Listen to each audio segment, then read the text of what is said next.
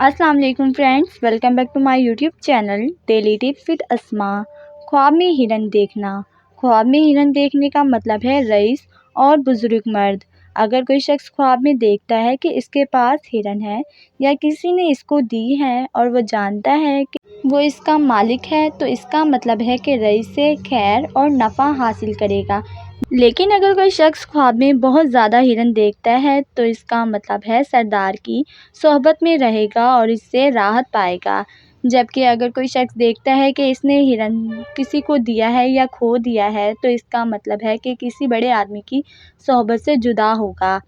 ख्वाब में हिरन देखने की 5 वजह हैं। नंबर 1 रईस, नंबर 2 फ़ायदेमंद, नंबर 3 कुव्वत, नंबर 4 वलायत, नंबर 5 कामों में इकबाल।